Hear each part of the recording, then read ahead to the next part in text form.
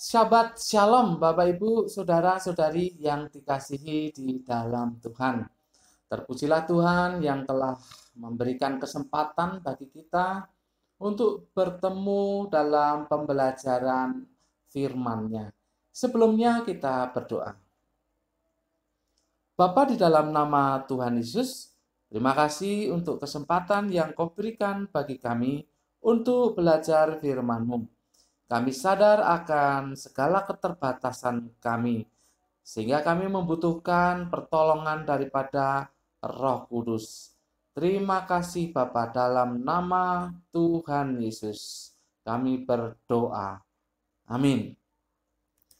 Bapak Ibu Saudara-saudari yang dikasihi dalam Tuhan, hari ini Sabtu 8 Mei 2021 kita akan belajar dari 1 Korintus pasal yang ke-10 ayat 31 dan 32. 1 Korintus pasal yang ke-10 ayat 31 dan 32. Judulnya adalah boleh atau tidak, bagian yang kedua. Boleh atau tidak, bagian yang kedua. Bapak Ibu Saudara-saudari yang dikasihi dalam Tuhan, kita masih bicara mengenai boleh atau tidak. Kali ini kita akan melihat dari standar umum yang lain yang diberikan oleh Paulus. Kemarin kita belajar 2 standar umum dan kali ini akan belajar standar umum yang lain yang diberikan oleh Paulus. Kita baca ayatnya. 1 Korintus pasal 10 ayat 31 dan 32. Aku menjawab, jika engkau makan atau jika engkau minum atau jika engkau melakukan sesuatu yang lain, lakukanlah semuanya itu untuk kemuliaan Allah. Janganlah kamu menimbulkan syak dalam hati orang, baik orang Yahudi atau orang Yunani maupun jemaat Allah. Bapak Ibu Saudara-saudari yang dikasihi dalam Tuhan, kita menemukan 2 hal atau 2 standar umum untuk sesuatu, apakah boleh kita lakukan, boleh kita makan atau tidak. Yang pertama standarnya adalah kemuliaan Allah.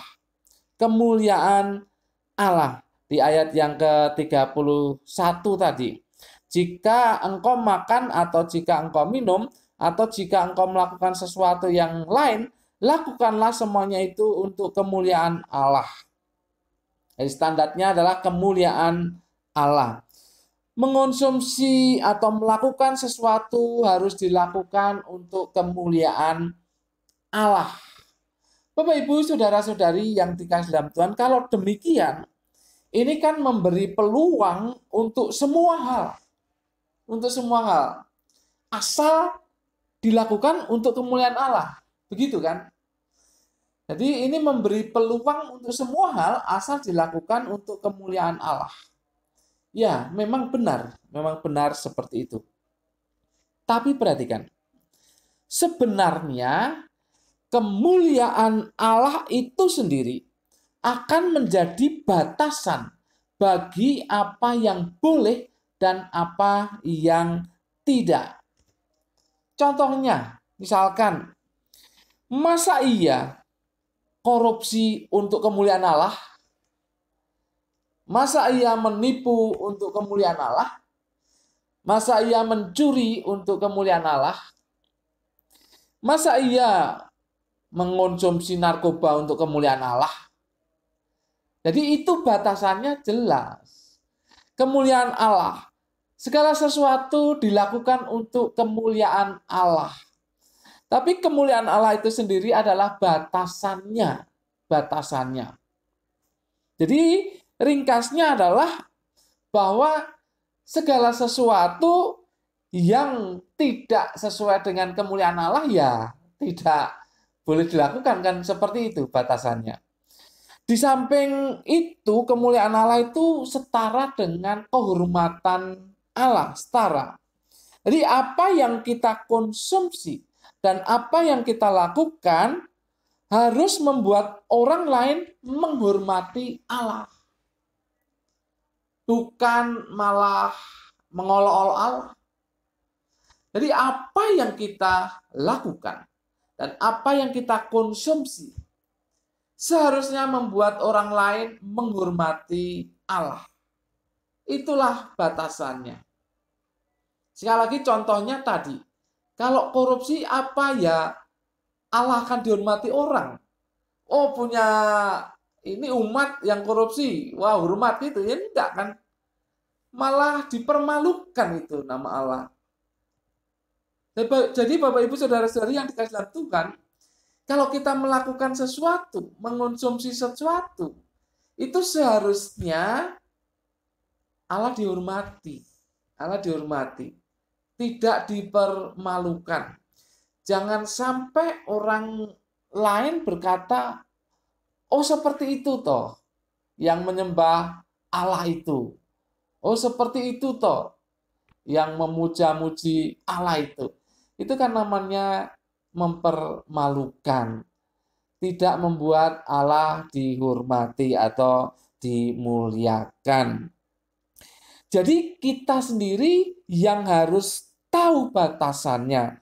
Apakah yang kita konsumsi atau apakah ketika kita mengonsumsi sesuatu dan melakukan sesuatu itu menimbulkan penghormatan kepada Allah atau tidak. Menimbulkan Allah dimuliakan atau tidak. Jadi kita sendiri yang harusnya tahu. Harusnya mengerti. Kalau saya melakukan A, apakah Allah akan dihormati atau dipermalukan? Kita harus bertanya-tanya di dalam diri kita sendiri ini. Jadi kita tahulah batasannya, ya, kita tahu batasannya. Asal sesuatu yang kita lakukan adalah untuk kemuliaan Allah. Artinya Allah dihormati oleh orang lain dengan cara kita bertindak dan dengan cara kita mengonsumsi sesuatu. Jadi batasannya boleh atau tidak adalah kemuliaan Allah atau kehormatan bagi Allah. Yang kedua, tidak menimbulkan syiak di hati orang lain. Di ayat yang ke-32 tadi dikatakan, janganlah kamu menimbulkan syiak dalam hati orang.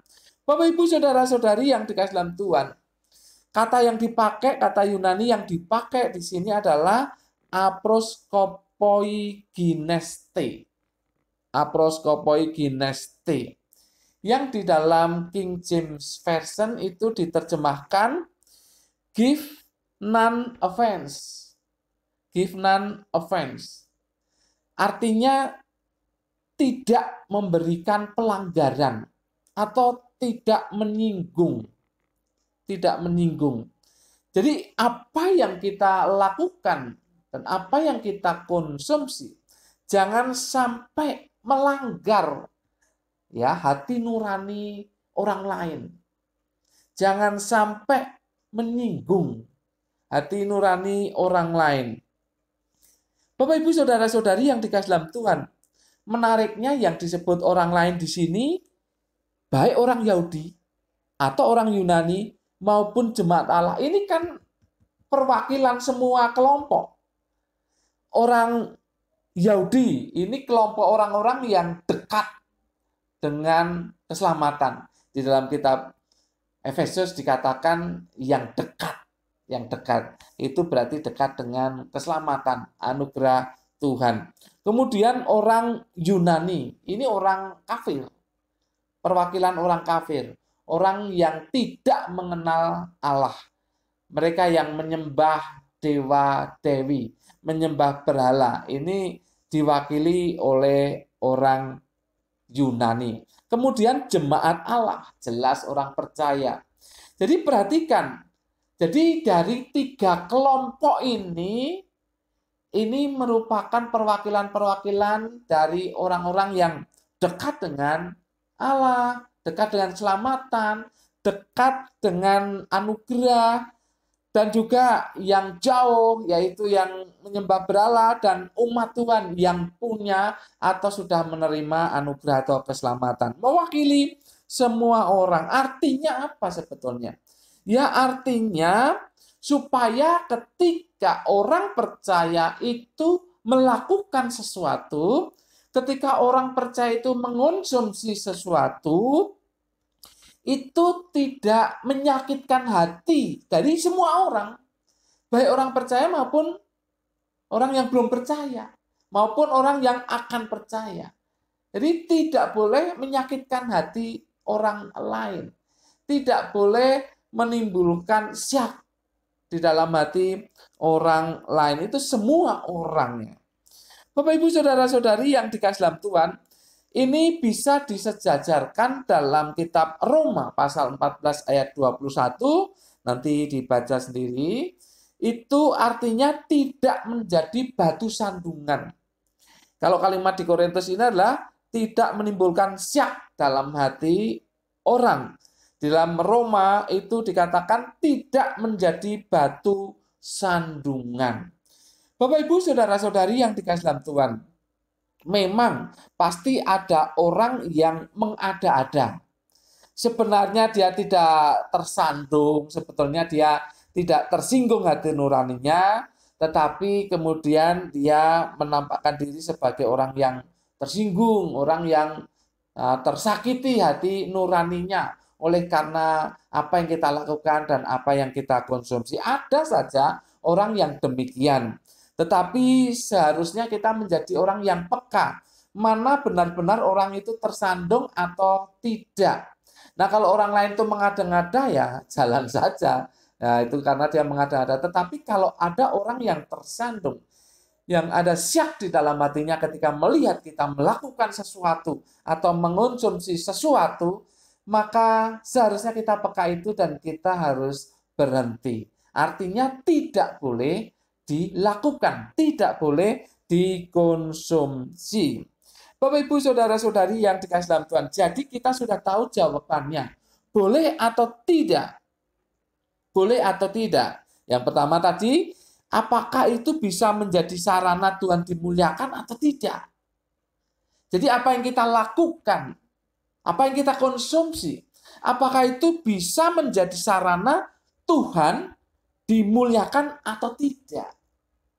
Kalau justru apa yang kita lakukan dan apa yang kita konsumsi membuat Tuhan dipermalukan, diejek, ya sudah, itu berarti batasannya, itu berarti tidak boleh. Kemudian yang kedua, apakah ada keberatan dari orang lain atau tidak?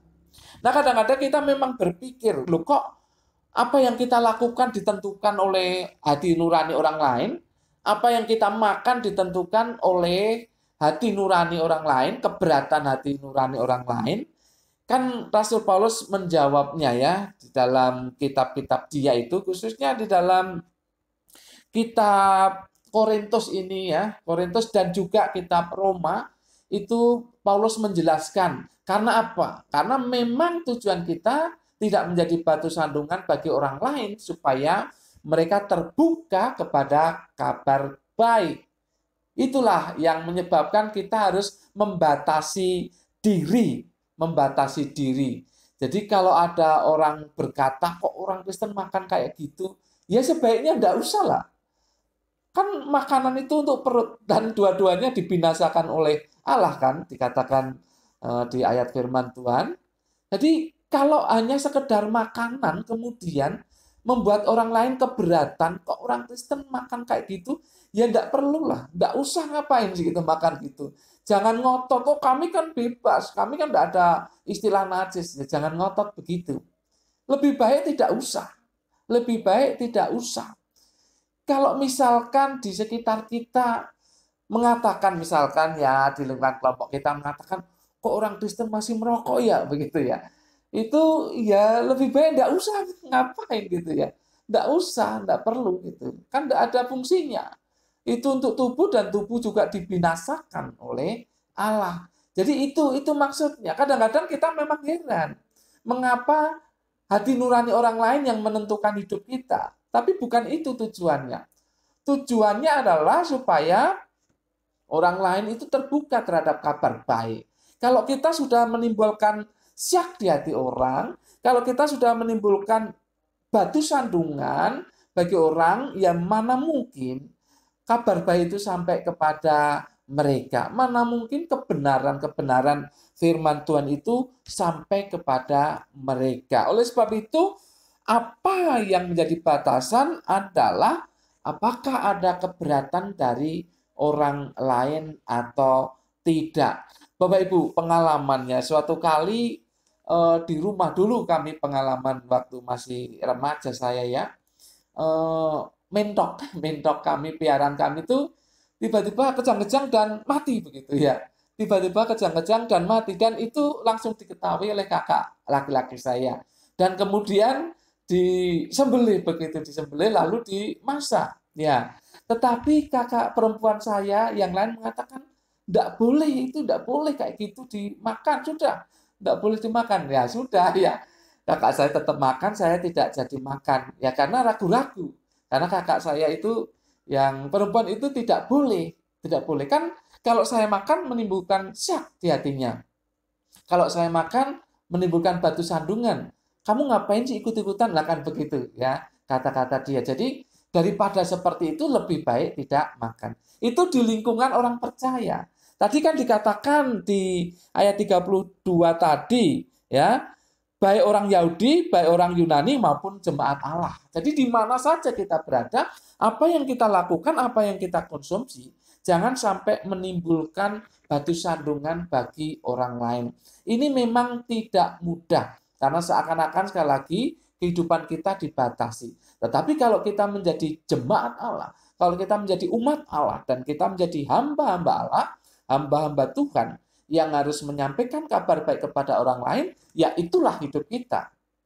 Jadi kita harus rela untuk membatasi diri. Bapak Ibu, saya pernah menulis status yang agak kasar ke orang, makan ini, makan itu, begitu ya, yang ternyata menimbulkan syak bagi orang lain. Ya mungkin ada yang senang, ada yang tidak, ada yang pro, ada yang kontra.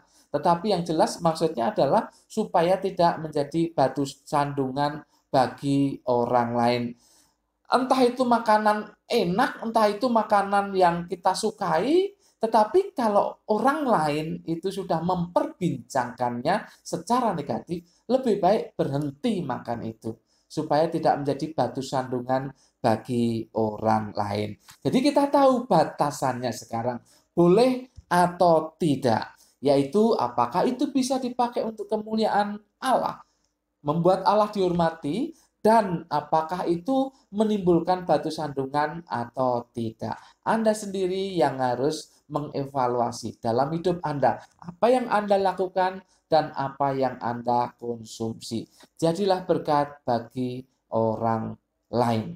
Amin. Mari kita berdoa. Bapa, dalam nama Tuhan Yesus, terima kasih untuk pelajaran yang sudah kami terima. Firman-Mu begitu mendalam bagi kami. Roh Kudus sudah menolong kami untuk mempelajarinya. Dan kiranya Roh Kudus yang menolong kami juga untuk melakukannya. Terima kasih Bapa, dalam nama Tuhan Yesus kami berdoa dan mengucap syukur. Semua yang percaya katakan amin. Tuhan memberkati Bapak Ibu Saudara-saudari senantiasa.